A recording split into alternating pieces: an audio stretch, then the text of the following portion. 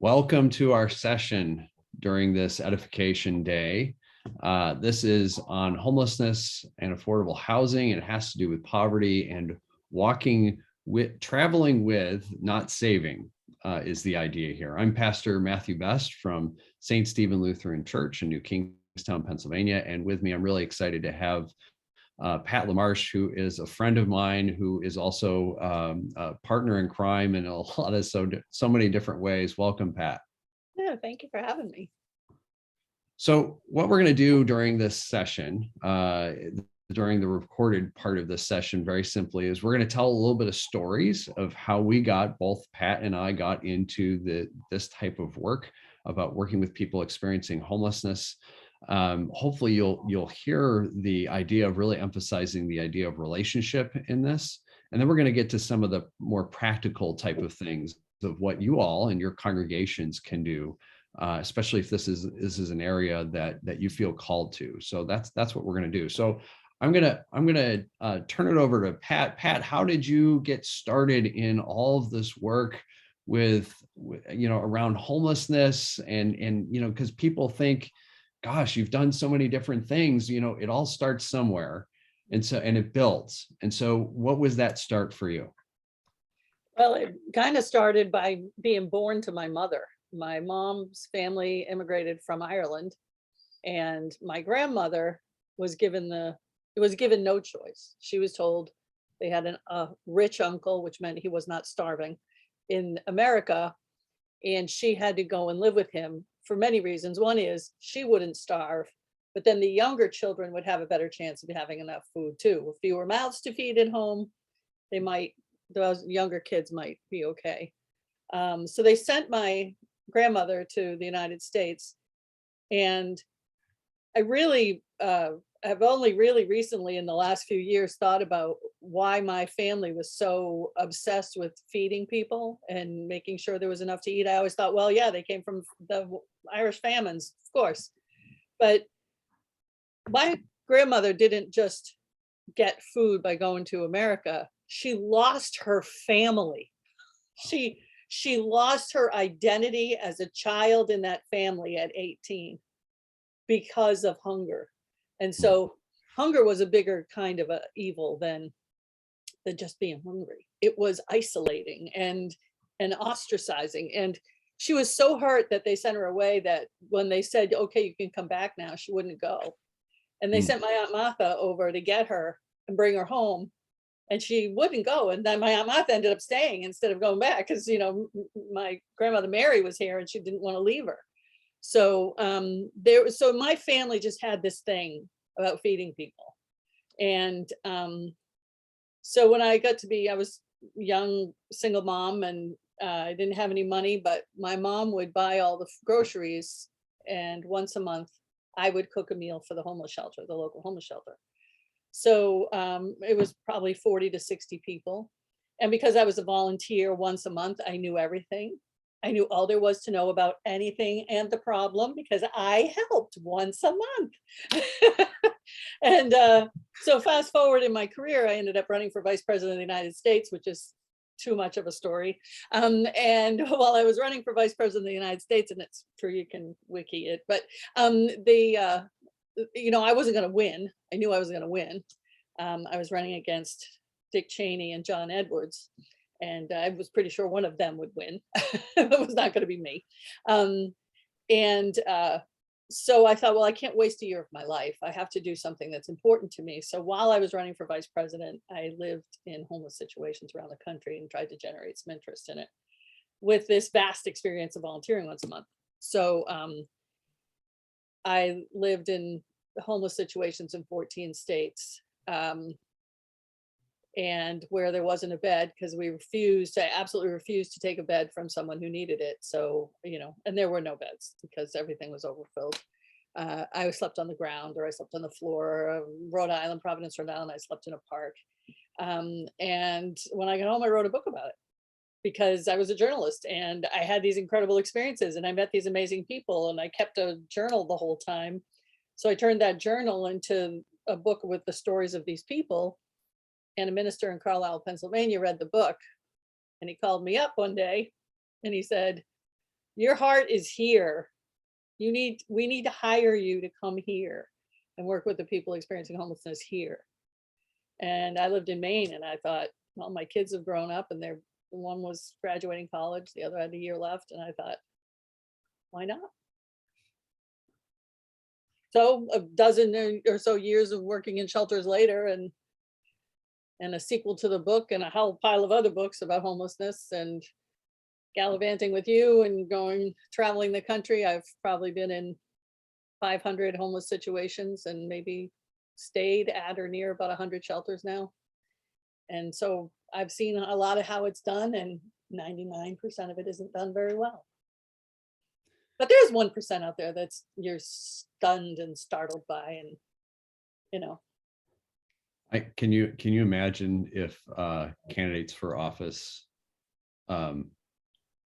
took the time to do what you did, as far as being with people that public servants are called to serve?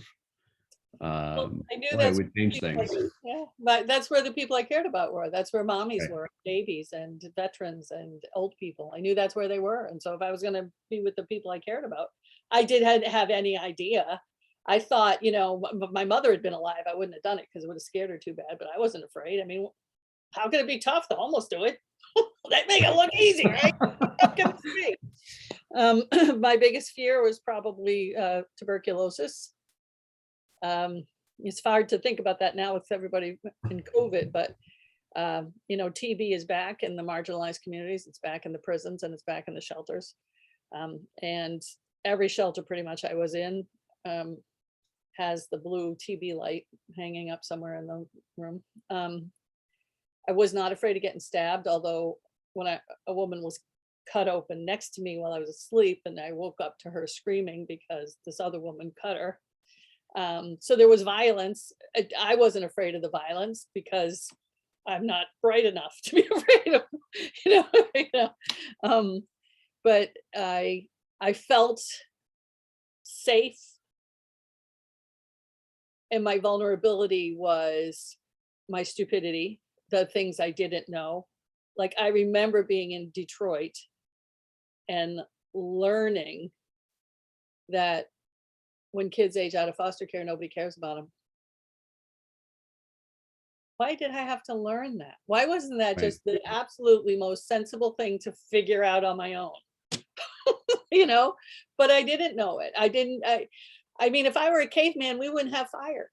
I just don't think of things. So I have to keep learning them, and it's hard. So I kept learning these really startling, and so that's why I write them down, because I think, well, I didn't know it. Maybe somebody else doesn't know it. Maybe if I write it down, then they'll know it, and then they won't have to do what I did, and go sleep on the floor in Detroit.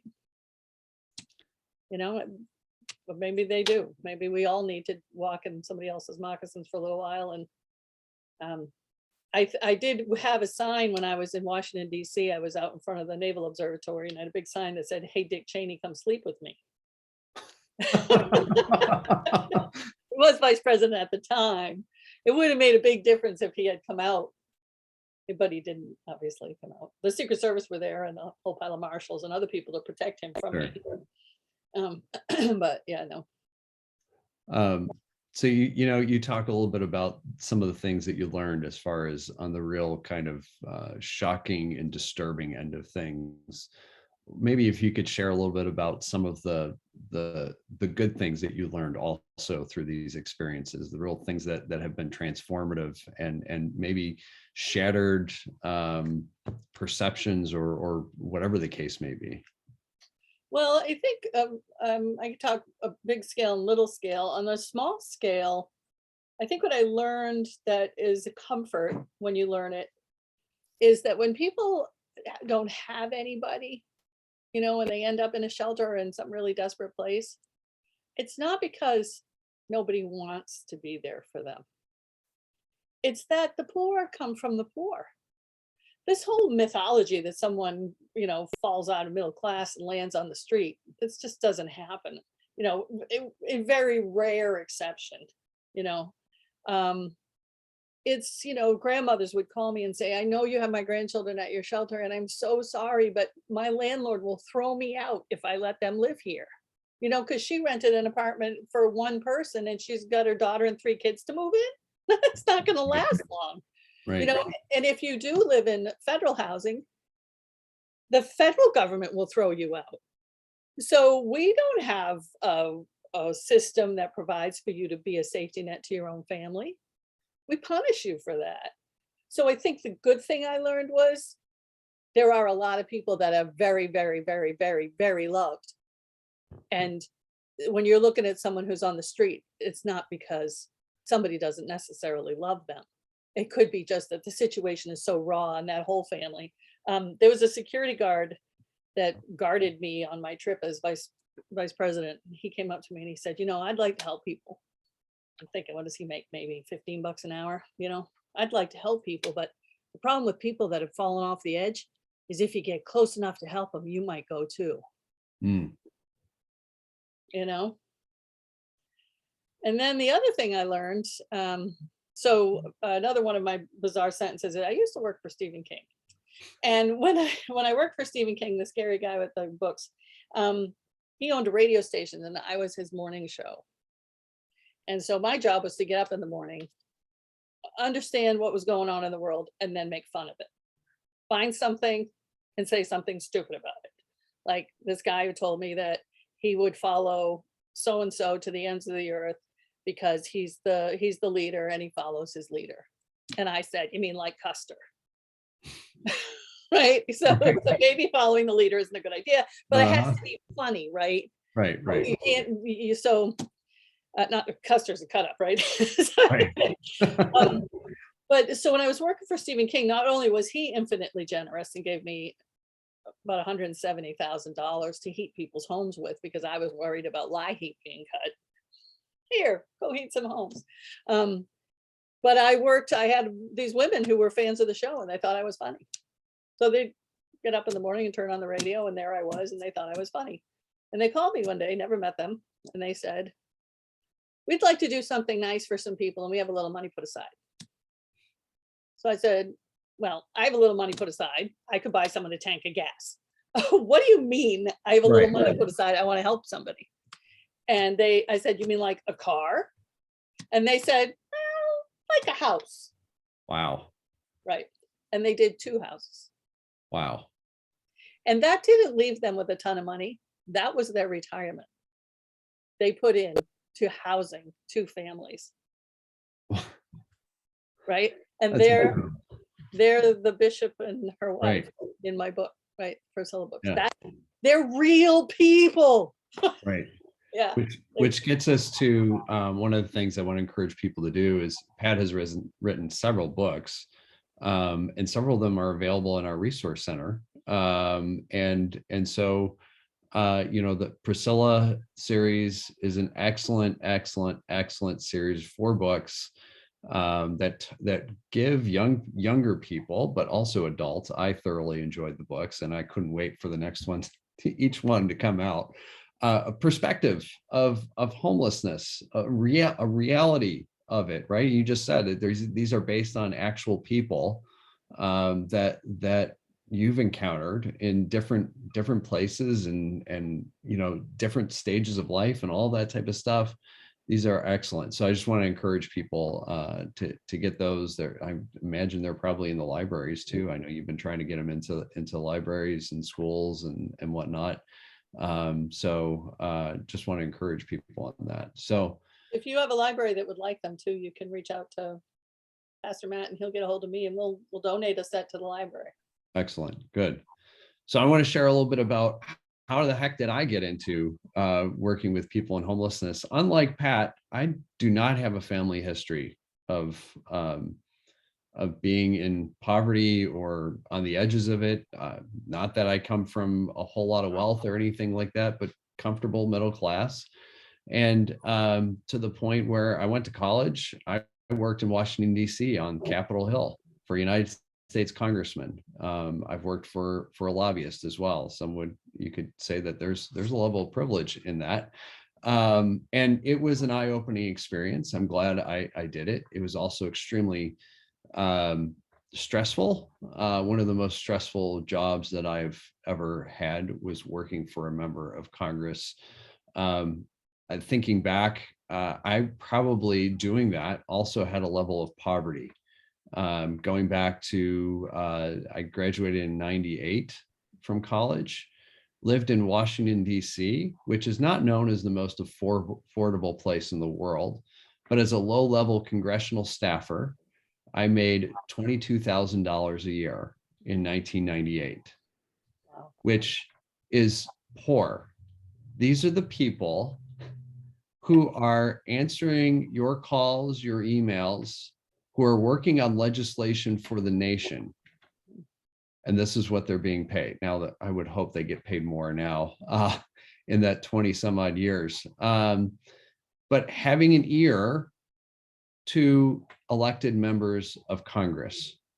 And I didn't think that I was poor because I'm in the seat of power.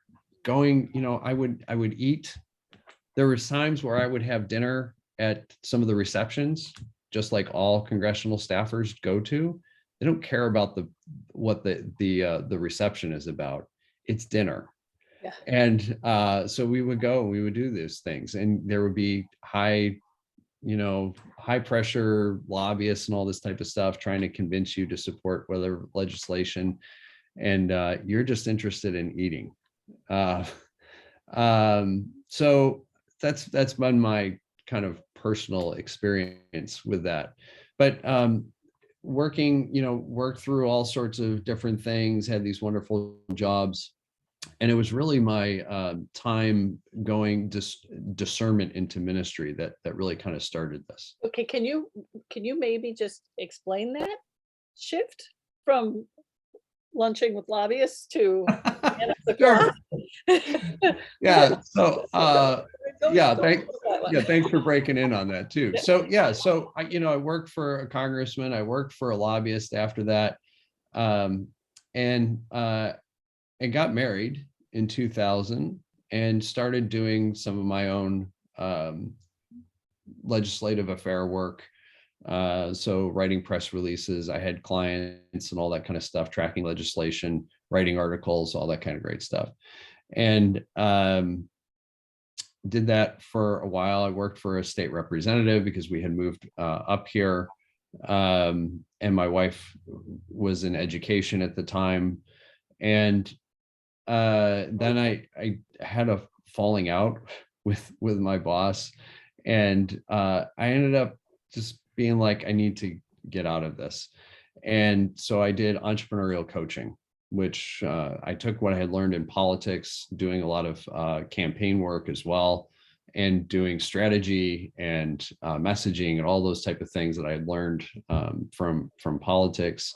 And I was still doing some campaign work on the side, and did that for a number of years, and finally got to a point where loved the strategy, loved coaching with people, because you really get to hear people be vulnerable with you, but something was missing. And so I had some real financial difficulty at that point, and just put everything on hold and said, I got to figure out what I'm going to do with my life when I grow up. This is in my early 30s. We're married. We've got kids. Hey, are you having kids at this point? Yeah. We got kids at this point. And this was what, 2009. So we have 4 kids at this point, or 3. I forgot exactly when. But we've got some young ones. It's all a blur when they're all that young. And I'm like, I just took some jobs. I was delivering the paper. Here I am, a college graduate, having worked on Capitol Hill, and I'm delivering papers. And because I'm trying to figure out, what am I going to do? I don't know. I've got a family. I have responsibility. What am I going to do? This is not the way that I envisioned things were going to turn out. Right. And I'm the only paper boy, paper person, delivery person that I know of yet who would listen to. I went to the library and got things out of the library. And so I was listening to Aristotle's Nicomachean Ethics while I'm delivering the paper because I wanted to better myself, right? And I wanted to grow and I wanted to learn. So it was like an automobile university. I got, I got paid, not much, but to do this stuff, right? So, and that's when the discernment into ministry really happened through a very spiritual experience that I'm not going to get into here. But it really opened my eyes, especially working with folks who are really in that kind of generational poverty. People who are delivering the paper are not doing it because they enjoy it. It sucks, just plain and simple. People who are working late at night, like I was doing just to pay the bills, are doing that because it's probably their second job. And they just need to be able to do that to survive. And so discerning a call into ministry, I didn't want to wait. When I finally was able to accept that this is what God was calling me to. And so I started working at Project Share, which is the food pantry in Carlisle, a mile from my house. And within 6 months, I was the operations manager because I had some background in managing and all that kind of good stuff. And while I'm working there, I was working there full time. I eventually started seminary part time while I was working full time. And after the first year, quit my job at Project Share, went full time seminary, and that's how I got to St. Stephen, where my first day, I pull in, and we're blessed to have property here at the church. And there was a guy who looked pretty comfortable underneath the pavilion. So I go in and introduce myself to the office manager, and I say, "What's going on under the pavilion?" And he says, "That's Michael. This is how the congregation is helping him because all of the shelters are full." Okay. So I introduce myself to Michael. Turns out I knew him from 5 years beforehand. Before I started seminary, he was a regular at Project Share. And so reestablish a relationship. And Michael has been chronically homeless. Love talking with him, though. Deep insight, lots of life experience. At the time back in Project Share, he was living in a storage unit near Project Share because it reminded him of a prison cell that he had served time in. That's just heartbreaking because he served time and yet he's still trapped. He was still trapped in it. And anyway, so Michael opened my eyes to the reality of homelessness. And even, it's still like, gosh, I've been through some situations in poverty myself without even acknowledging it or recognizing it in myself. That's how pervasive some of this stuff is, right?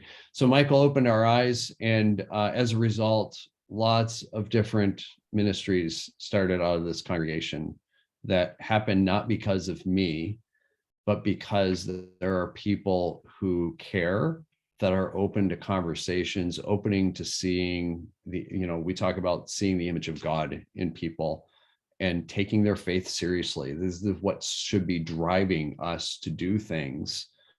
Whether that's that can happen in a variety of different ways. It's not just because of faith, but for those of us who are church folks, it should be a real driver to why we do the things we do.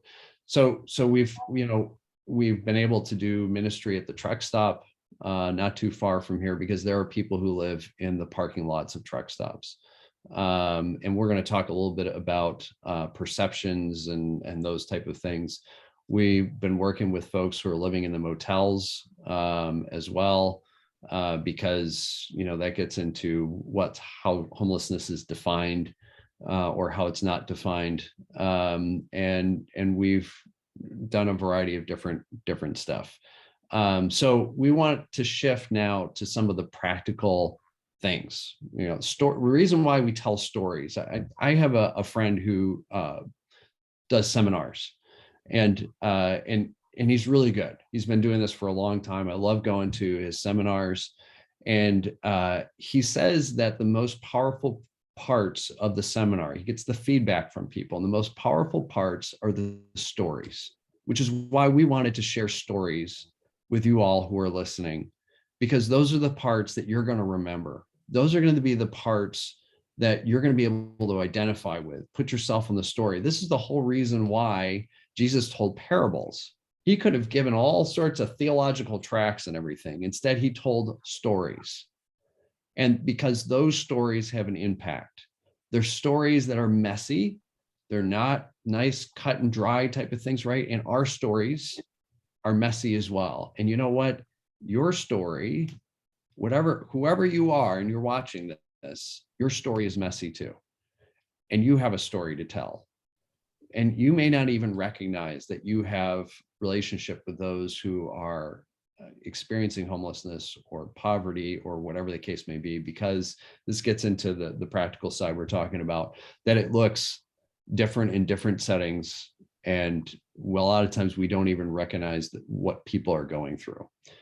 So I want to shift now and talk about, okay, what are some of the things that congregations and people in those congregations can do, right?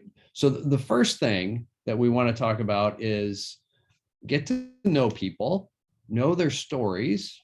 We just talked about this, and their challenges, and then create things around those needs. Don't, please, ever go out with the intention of creating a program and then finding people to fit it.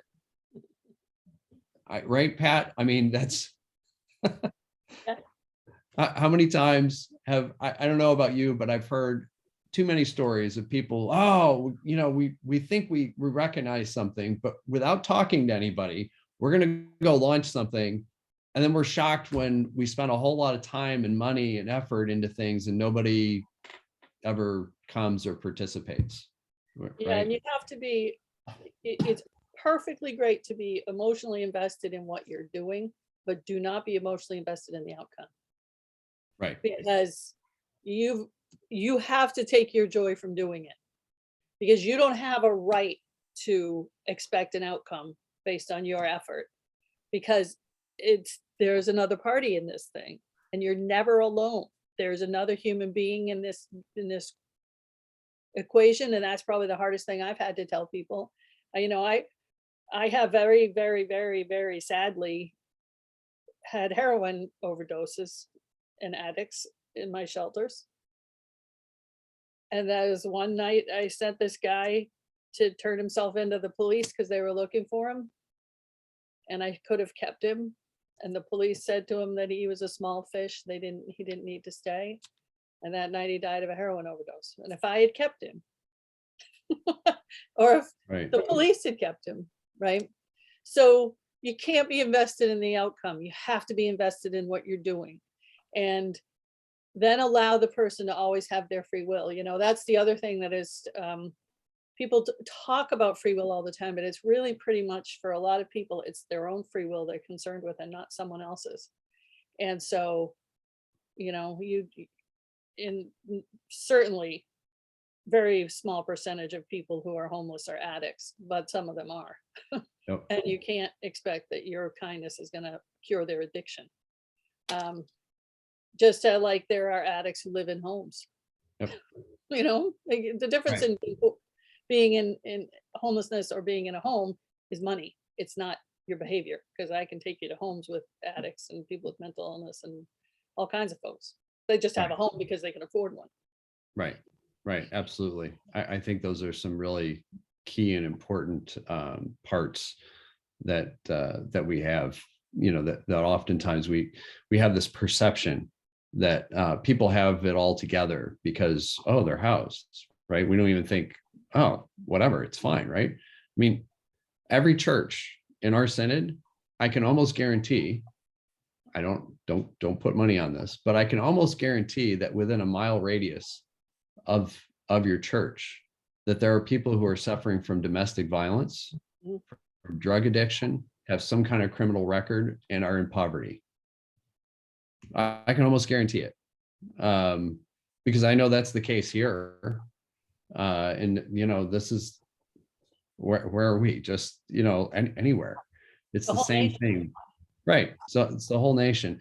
I remember talking with an executive director of a tiny house village, and when they were talking about building the tiny house village, there were concerns from the neighborhood, of course, for all the perceptions. Oh, it's just going to bring crime. It's going to bring our housing costs down and all this type of stuff. And the executive director listened and said, we're going to have a fence around this tiny house village, not to protect you all, but to protect the people who live here. And she said, here's what I know. The people are going to live in this community inside the tiny house village. We know everything about them because it's a requirement that we do backgrounds and all this type of stuff. We don't know anything about the people in the neighborhood around the tiny house village. We don't know how many of them have committed domestic violence. We don't know how many of them have outstanding warrants. We don't know how many of them have drug problems. We don't know how many of them have criminal records. There's this perception that goes on that is not helpful to anyone. And it's, in one sense, it's a way of scapegoating. It's a way to say, I'm better, I'm okay, you're not okay, that type of thing, that humanity's been doing for a long time. So anyway, I want to get back to this, conversations in the community. You may be wondering, where do we go to have these conversations? I made a quick list, and Pat, you can throw on any additional ones. And this is about listening. This is about going and asking questions and listening to hear what's the reality of your community. So some of the quick ones that I just put down, because we've gone to places like this as well, in order to find out what's really going on, what are the needs, and then being able to say, hey, we can do something about that, and we can be in partnership as well. So laundromats, truck stops, motels, police department, shelters, schools, especially like social workers at schools, public health centers, the ambulance corps, food banks. Pat, I'm sure you have some other places of where people can hear. Just to lean on the school, every school has a federally mandated to have a homeless liaison.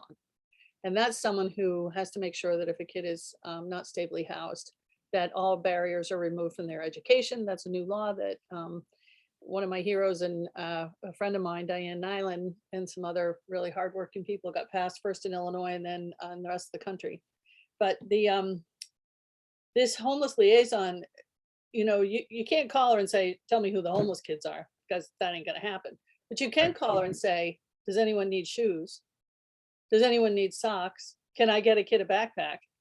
You can call your local homeless liaison and say, I want to know when, somebody needs, after weekend food, right? So you can, through the homeless liaison, help a kid.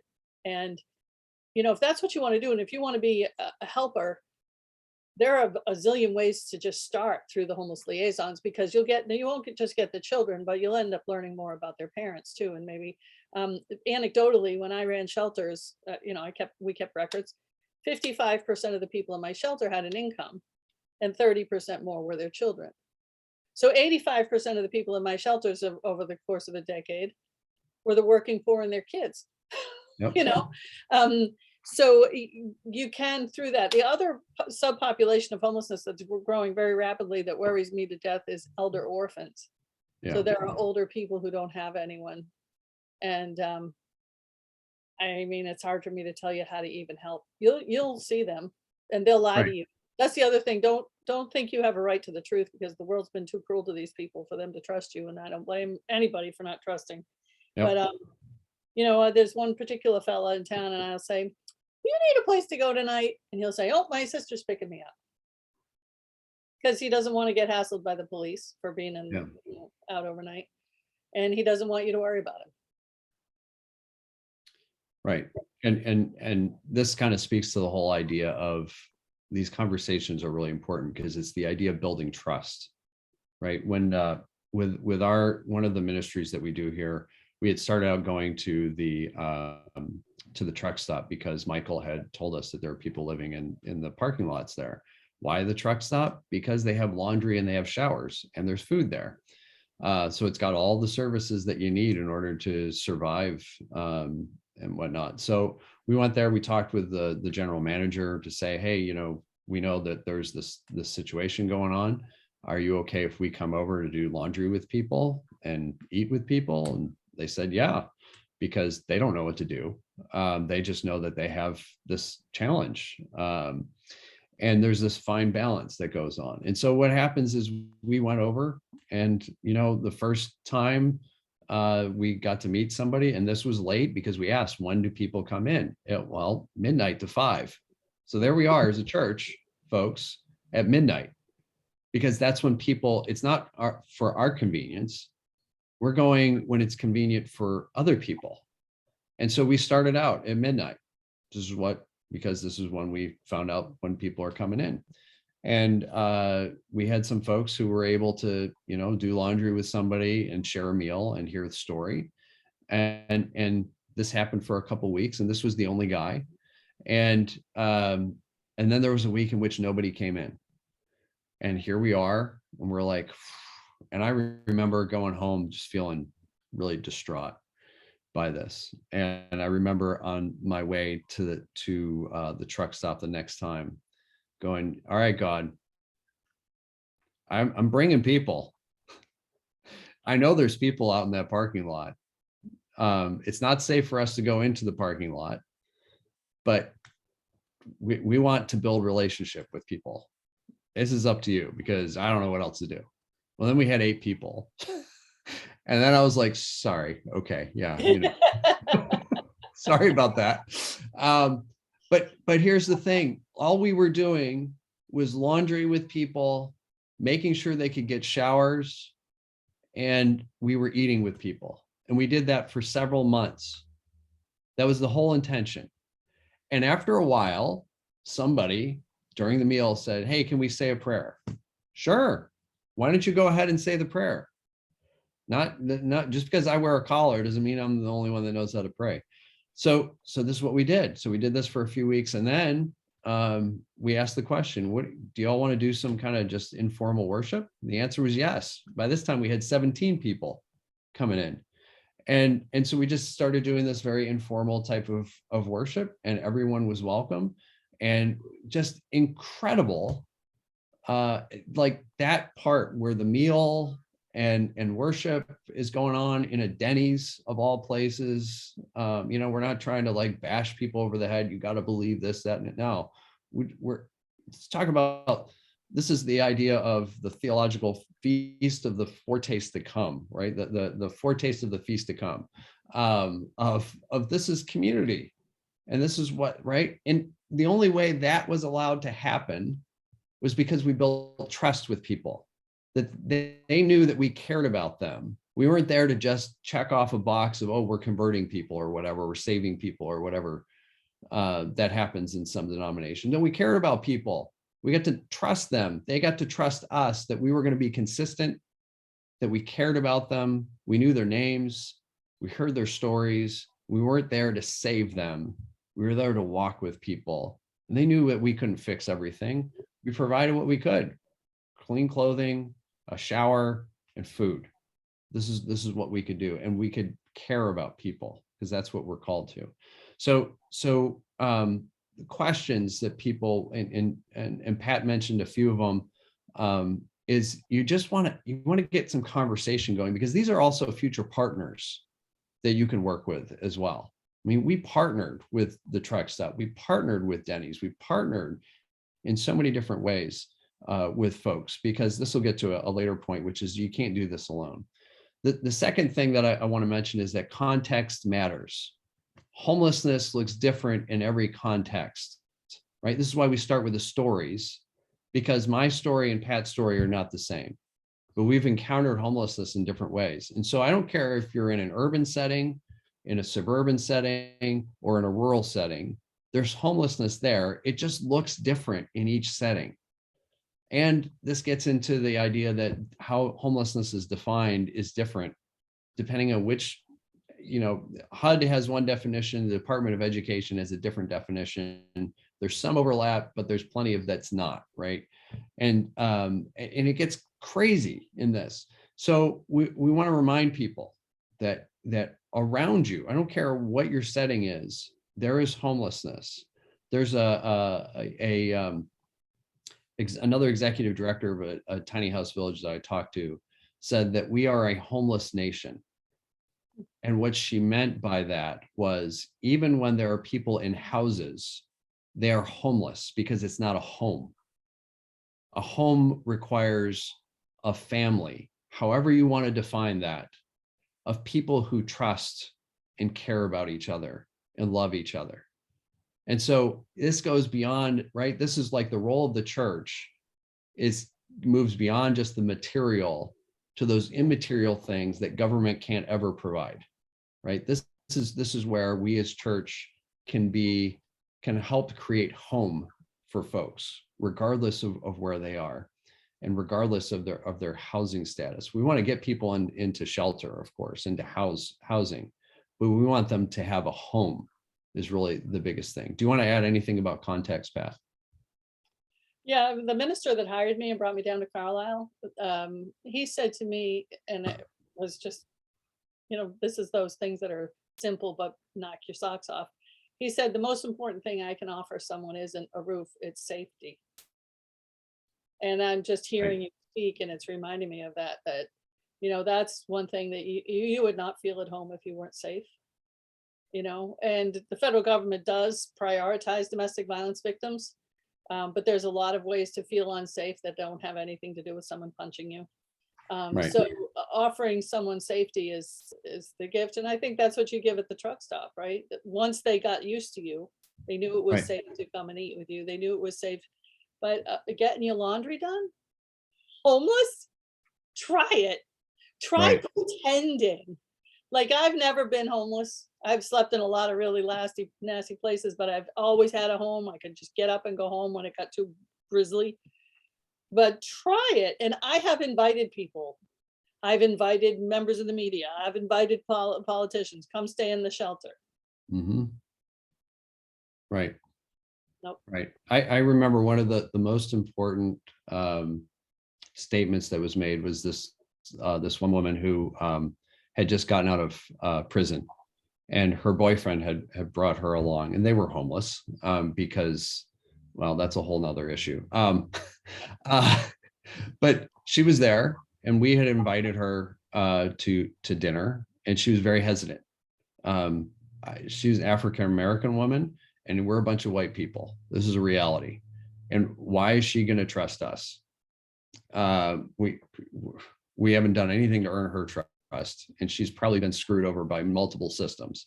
So she was very hesitant, sat way off on the side, would eat, but really didn't want anything to do with us. And so, okay, that's where she is. Great. It's our responsibility to try and create an environment where trust can happen. And she just came out of prison. This happened multiple times. And then she started moving in to the group. And one time she's sitting in the middle, and there's somebody else sitting on the end. And she turns and says to this person, "Y'all need to come down here and sit with us because this is like family." Oh. Wow. That about made me cry. Oh. Right? I mean, this is I can't emphasize the idea of trust enough in this. All right, we got to keep moving on because we're running out of time. The next point, the third point, is entrepreneurial faith. Oh my gosh, what does entrepreneurism have to do with faith? No, we're supposed to be safe and all this other kind of garbage, right? Church, listen to me. Church is not a harbor where the ship stays in the harbor. Church is meant to be risky. Now, that's not something they teach in seminary. That's not something you hear on a regular Sunday. I don't know. I look at what Jesus did in his ministry, I look at what Paul did. I look at what the prophets did. I look at what Moses did. I look at what Esther did. I look at all of these people in scripture. I don't see any of them taking the safe route. They're risking their lives. Some of them, it's costing their lives, right? And so, and Paul was an entrepreneur. This is how he made his living and proclaimed the gospel. We're called to an entrepreneurial faith. This means taking risks. Don't be stupid, but take risks and be open to failure. This is what Pat's talking about with don't get attached to the outcome. Don't get attached to the outcome. If you want to be attached to anything, be attached to the process. As church, we've just had these readings from the book of Acts. And in the book of Acts, it calls the early church the way. And the way means this is a way of living and being, right? Because we don't believe that the ends justify the means. Jesus never taught that. We believe that the means are as important as the ends, right? So the ways of peace, the ways of justice, of mercy, of forgiveness, of love, those are the things to attach to, and the outcome will take care of itself. Anything you want to add in about entrepreneurial faith, Pat? No, I just never heard it put that way, but I'm in complete agreement. I mean, be careful, but yeah, I mean, I've had people, best thing I've ever had in my life is a washer inside my house for people who have lived without that, when you have an apartment and no washer. But one of the things I have done all the time I've been a worker at a shelter is hug people. And I tell you, I'm uncomfortable every single time, and I hate every second of it. And Yeah. I don't want people to feel bad that they want to be held. I want to hold them, but I'm not comfortable. And literally, I would go home and stand in front of my washer and take my clothes off and put them in the washer, and then go take a shower, because some of the people you're hugging, they are physically in pain from having things that are living on their bodies that don't belong there, Right. from skin conditions to body lice, Right. other things. And I have not been willing to deny someone that physical contact. So instead, I've had my skin crawl off while I was walking over work. And I'm not proud of it, but I can't, it's just a fact. Right. Right. It's my danger that I do. It's just that I'm going to lose my mind by the time I get home. Right. And again, and so for me, I don't do hugging. I generally don't do hugging, period. And it's not good as a male. I just got to be really careful, right? So this is what we're talking about when we're talking about taking risks. It's be smart about it as well, right? So it was a risk for us, for me, and one of our folks from the congregation to go over to the truck stop and talk with the general manager. That's the type of risk that we're talking about, because they could have just said, no, we're not interested in talking with you. We were open to failure. And yet we knew that there were folks living in the parking lot. And so if that's the type of failure we would have had, we would have come up with whatever plan B is, which we didn't even know at that time. But that's what we're talking about, is entrepreneurial faith is a type of faith that's willing to take a risk, not be dumb, not put yourself in danger. Like we never go into the parking lot at the truck stop, because it is not safe. And it sends a very different message of what you're trying to do rather than trying to help people, right? So that's the type of thing, but that comes through conversations and whatnot. And plus, the last thing, that is their home. Right. So right. So it's not even just not safe for you. It's not safe for them to have people invading. I mean, you live with everything in your car. The minute someone looks in your car that they know that's the case. And they're entitled to some privacy. You don't just have a right to So the last point that we want to give you on the practical side is don't ever do this alone. We've been kind of talking about this through all. Never do this alone. You can't build trust alone, right? I know this is an American idea of individualism, right? It's not biblical, for one thing. It's not what faith is about. Faith is built on community and trust. Jesus didn't send people out on their own. He sent them out in twos. If you remember, a few times in scripture, this happens, right? Paul always had somebody going with him as well. or he was traveling with somebody in different places. Peter was always traveling with somebody.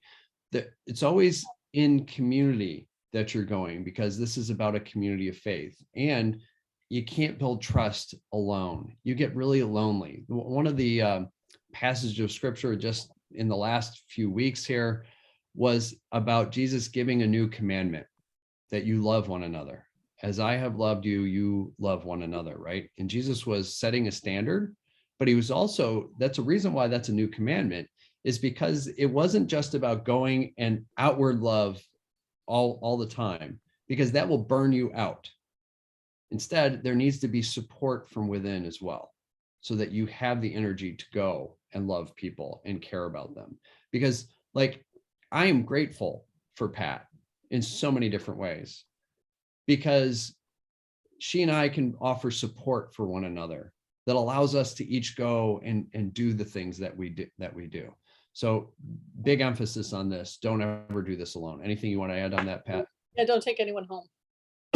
Amen. Do not take anyone home. And I've had tons of people call me up. There's a guy, it's 10 degrees out. He's in the street. He's freezing. My answer, call an ambulance. Do not take people home. Don't do it. Right. Absolutely.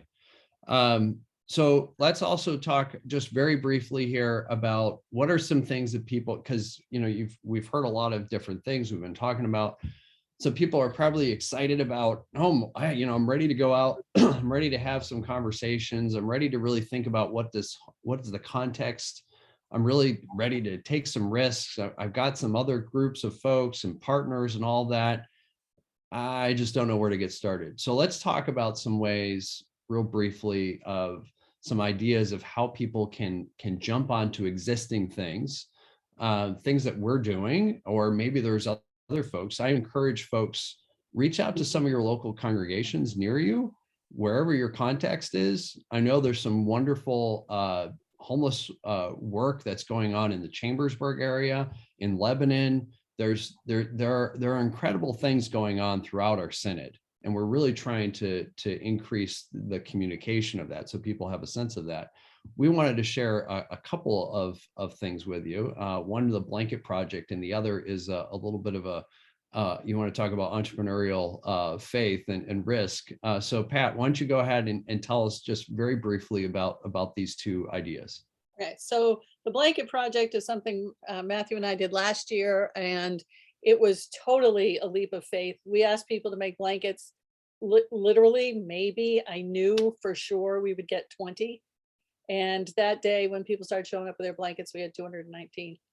3,200 square feet of blankets, representing if 219 people were laying on the ground. It was this giant art installation. It was magnificent. I work with a charity, the Charles Bruce Foundation. We're a nonprofit, 501c3. And so we're doing it again this year, but Matthew and I don't like to do the same thing over again. So we decided to mix it up a little and go nationwide.